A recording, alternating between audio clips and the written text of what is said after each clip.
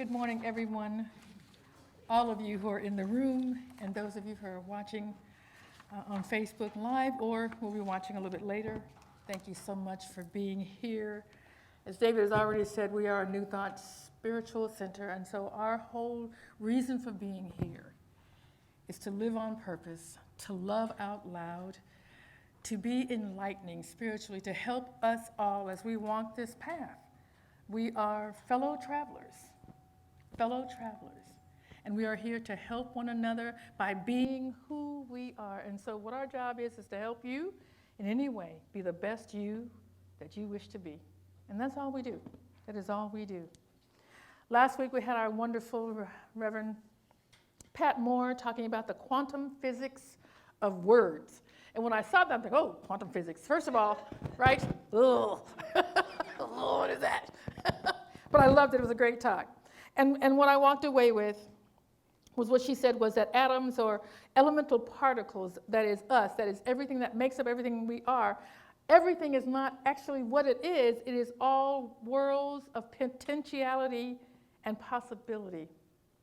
Potentiality and possibility, meaning that the non-local consciousness, we're the local consciousness, right? Our body's us. The non-local is God, George, whatever you want to call that. The non-local consciousness is causal, right? Meaning our words, what we say, what we think, what we intend is what directs those molecules, those atoms to become what it is that we want to become. And that's very good news to me, because what it means is whatever we see in our lives, we can say, all right, we brought that in. And if we don't like it, we can just think something different and bring something else into our lives. So that is a powerful thing, and so it was a great talk. Thank you so much for that. I really enjoyed that. Today I want to talk about the right rewards. And I want to be honest with you. When I write these titles, I write them a year out. And I try to leave notes to myself about what I mean when I put these titles up. But I looked at this and I'm like, I don't know what this is about. So this is what I came up with. So this is what it means to me now. I don't know what it means to me when I wrote it down, but this is what it means to me now. When I think about rewards, we use rewards all the time, right? To modify our behavior, to modify our children's behavior, to change our behavior, to encourage behavior that we like. We use rewards all the time. And so what I want to talk about here when I say the right rewards is what is it why do we continue to show up? What is the right reward for all of this learning, growing, coming here? And someone said earlier that, it could have been you, yeah, I think it was you, that was saying what we do is simple, but it's not easy. And so sometimes doing the right thing isn't always the easiest thing.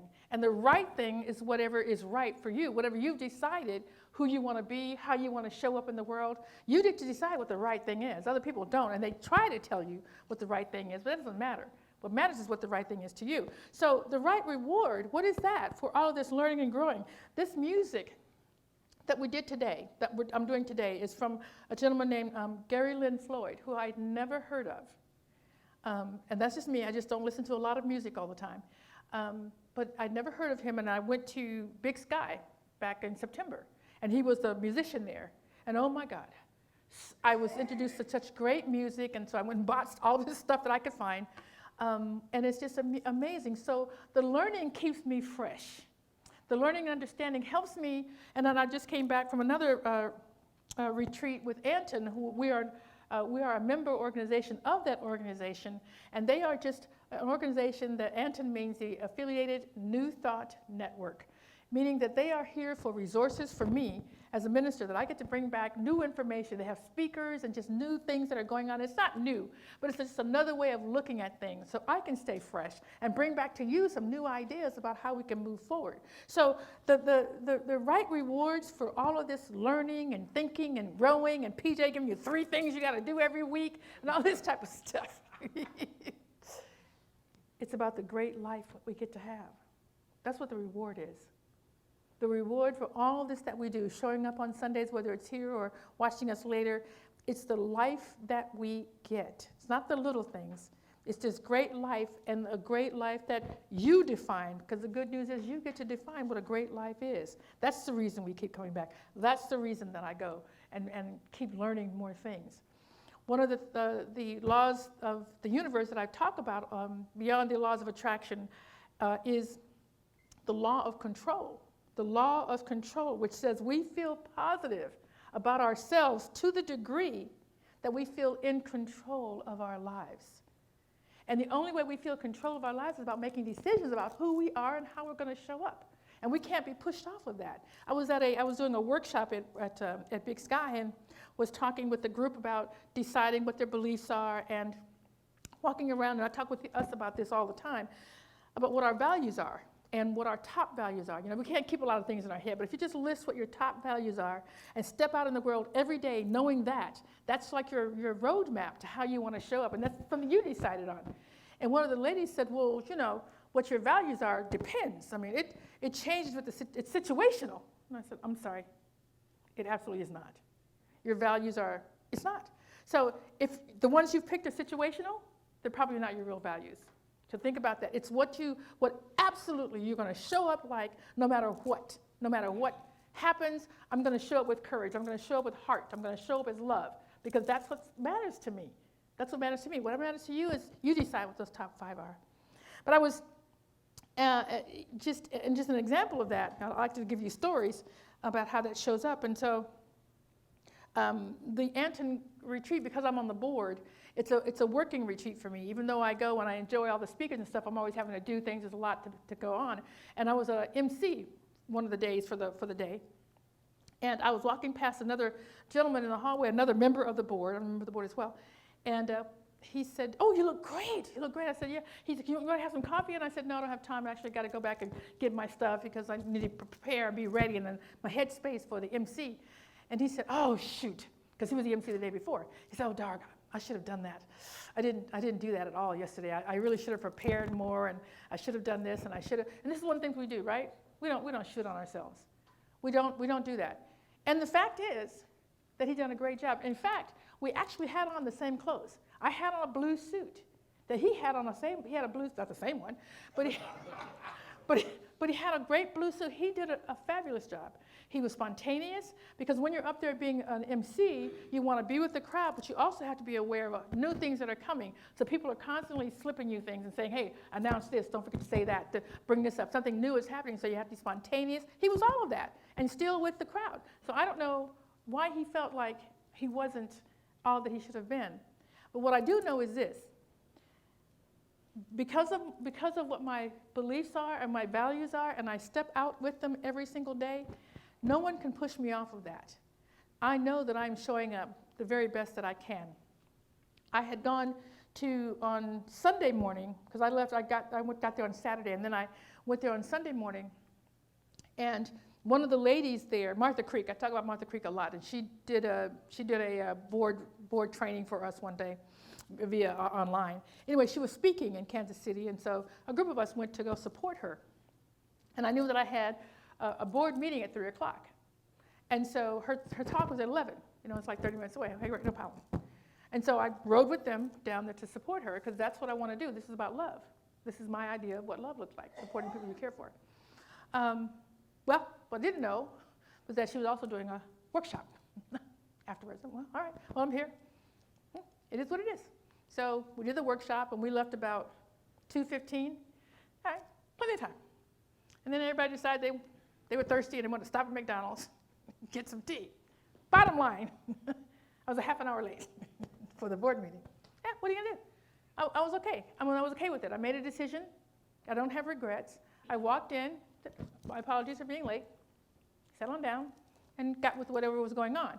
And then someone just said something, just slid something in. Yeah, so the meeting started at 3, and he went on with whatever he was talking about. But you know what? That is trying to shame you, right? Because you didn't do the rules or whatever that was. But I'm not going to be ashamed because I did what I wanted to do. I showed up, didn't miss anything, and if I did miss anything, so what? They have minutes. I can catch up. Do you see my point? Show up as you. Nobody gets to push you off of who you are. No one gets to try to, they can try. But if they do shame you, that's something you've taken on. You don't have to. If you are being who you want to be and who you say you are, then you're always that. and no one else gets to judge that. And you can say to you're just in who you are. You are who you are. You show up who you as that, as love, as whatever you claim, and whatever they think you should be showing up as. Whose problem is that? Whose problem is it? Theirs. Correct. It's not yours. It's not yours. You don't take it on. All right. They got a lot to hang on to if they think they're going to be guiding what I'm doing. That's going to be a problem for them. It's going to be a big problem. So my point is, again, back to what's the reward? The reward is that I get to show up. The reward is that you get to show up as who you are. And as we were coming here reading, and we read lots of books, we do all kinds of things to continually understand and refine who it is we want to be and how we want to show up in the world. And so our reward is that we are solid in that. We don't need to take on shame. We don't need to take on anyone else's opinion about who we're supposed to be. It's our life. Okay, that's all we get to do. And the other thing is, the relieving part is that you don't have to try to live somebody else's life either, right? They show up as who they show up at. They're late or whatever, and that's like I have a thing about being late. I don't like to be late, but being a woman of my word. And when you look at the top 5 things, being my spirituality, knowing God, having courage, love. 1, 2, 3. All right. So that one was down lower. And so I'm okay with it. You can't do everything all the time. Everything has to be ordered in order for me to feel, for my life, that's what it has to feel good. So you can just show up as you are, and you don't have to worry about how somebody else is showing up. Because that's none of your business, really. It's none of your business. And here's another thing that I know. If I have a problem with how someone else is showing up, whose problem is it? Right? Mine. It's my problem. And I can let it go. Do you see how much control you have over your life? So much control. You decide. You have control over your life. So that was the one thing. The other thing here at Anton, it was a graduation, right? So Anton is an organization, affiliated New Thought Network, of spiritual ministers, lay people, chaplains, and just regular members, just people who want to learn more that are part of this organization. We have a partner organization called Emerson Institute of Theology, and that's our education arm. So we had a graduation. Every year when we have our retreat, we have a graduation. My sister graduated this year. I was her teacher. Yes, I had the honor of being her teacher, and she graduated with honors and got her bachelor's degree in religious studies. And it was you know how I got my first degree, my bachelor's, and I call it the 440 plan. It took me 40 years to get a 4-year degree, but hey, what difference does it make? I got it, right? And so anyway, so she was talking to someone else, another friend of ours, who was saying that they wanted to do something. And she said, oh, just ask PJ, because there's something about PJ. If you say you want to do something, then that's it. If you tell her, then there's something about the way that she speaks, whatever, it's going to get done. Because that's what I say. If you say you want to do something, don't tell me if you don't really want to do it. Because that's what I do. But here's the thing. Here's the thing that she missed. It's not what I do, it's what you do. The reason why it works is because I only work with you if you're actually ready to go. If you're ready to go, all I'm doing is holding the light for you, is I'm believing for you. I'm believing what you already know. And we're walking together on this path. I'm not dragging you. I'm not taking you somewhere you don't want to go. Do you understand that? That's why that works. That's why mentoring works. It's not that the mentor is so great. It's that the person who's ready just needs someone to believe in them, with them, until they can believe for themselves. And now, when she walked across that stage, you know what she said when she walked up?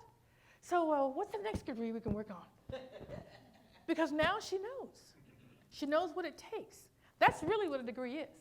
It's that you have told yourself that you can set a plan and achieve it. And now she knows what it takes, and now she's ready. All right, so let me just take a good breather from this one. About a couple of weeks, I'll be back. Let's work on the master's. She's ready, okay? my point is this. I believe that that is part of the joy of loving and living this life, is that we get to walk together. I said earlier that we are fellow travelers. That means that there's nothing new under the sun. That if you have a gift, you do something well, you show up as yourself. I was talking to Carter, I'm going to tell this story, Carter. Talking to Carter earlier, and she just shows up as Carter, wherever she is. Here, at her work, her place of work is filled with all the new thought statements and thoughts and all that, and she's been getting so much confirmation lately from her students about how comfortable they are walking into her space, because all of this messaging about who she is, it's obvious when she walks in. Not only what's on the wall, but just how she talks to them, how she treats them, how we show up. That's how you serve. How you serve is by showing up as you. Do you understand that? And so that's why it's so important for you to know who you are and continue to show up as you. It's important that you do that. Okay? It's important that you do that. It's not, I have a lot of opinions. I don't know if anybody knows that. You may have recognized it, you may not have, I don't know. But I have a lot of opinions. But they're just that. They're just opinions. I'm speaking from my experience, from my lived experience. Whatever I talk about up here is from my lived experience. It's either something for you or it's not. It's okay. It's all right. But what I'm saying is this, is that the universe, God, George, Wonka Tonka, whatever you call that which is greater than ourselves, has so much more available for you all the time. I was, the last day of the conference was Friday. I had to leave early because my flight left at 11. But one of the members of the board, he's a new member of the board, and he has a radio show. Actually, has a radio show platform. His name is the platform is the New Thought Media Network, and so he's always inviting people to create shows and to talk about New Thought. And so he has a show. I don't know if it's every morning. I don't know, but we did it from the retreat on Friday morning, and it's called Ministers Talking Shit.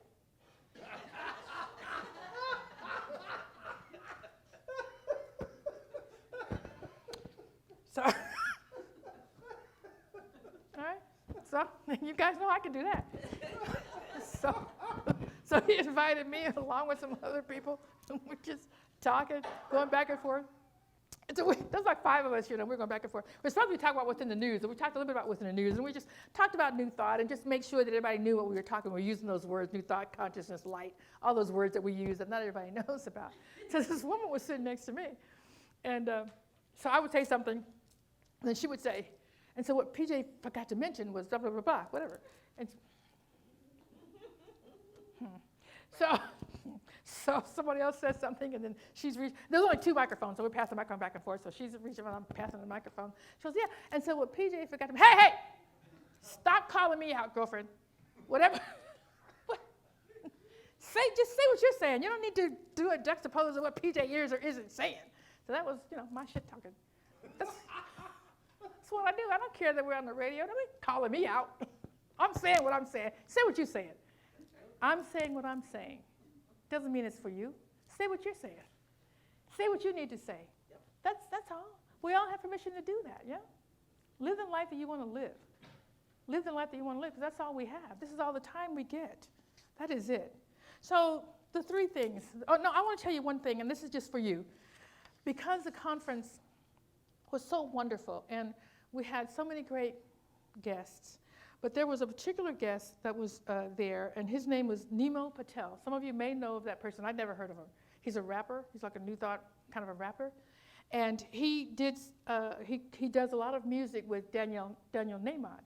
So he takes Daniel's stuff and he puts raps to it, and so they were both speaking. And they have a video together. It's on YouTube. So look it up when you get a chance. It's called Grateful. Grateful. And I think it's just a wonderful, I just wanted to share with you a little bit of what happened at the conference that you can actually experience yourself. You can actually experience yourself. And know how powerful it is to just go and hear and listen to and be around other like minds besides what we do here. There's a lot of great people doing a lot of great things in the world. That's a part of what we do. So go check that out. It's on YouTube. Again, it's called Grateful. It's Nemo, with not like Finding Nemo. It's N-I-M-O Patel. Check that out. The 3 things that you need to know, or that I think I'd like for you to know, is that let's keep your mind and heart open always to what is next. What is next? We get very comfortable. That's part of the work that we do is staying awake. It's staying awake. It's so easy to fall asleep, to get comfortable, and which is why I go to a lot of places and talk to a lot of different people to help me stay awake. To awake to what? Awake to who we are. Awake to our greatness. Awake to the fact that we are individualized expressions of one love, of God. We are individualized expressions. We have that power within us. We have those atoms. We have those particles. We can tell them what we want them to turn into. We can tell them that. So keep your heart and mind open to what's next. As long as you're breathing, your life is not done here. It's not done here. So continue to go to work. Just stay going to work. And know this, Spirit always, always has more for you. More for you. When you are ready, and I say get ready, quickly, because there's so much. There's so much greatness waiting for you. Not that you're not already great. I'm not saying that. I'm just saying that we get comfortable in our own greatness, not understanding that there is more for us to do. Always. That you're going to love once you get there. Like, it's scary thinking about where to go. But once you get there, go, oh, man, why did I wait so long? Why did I wait so long? So let's do that. Finally, I just want to say that the right reward is your great life as you define it. That's why we do this work.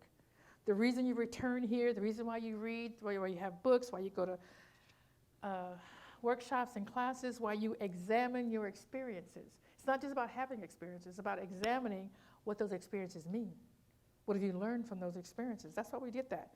To live your best life, the right reward is the feeling of being in control of how your life is.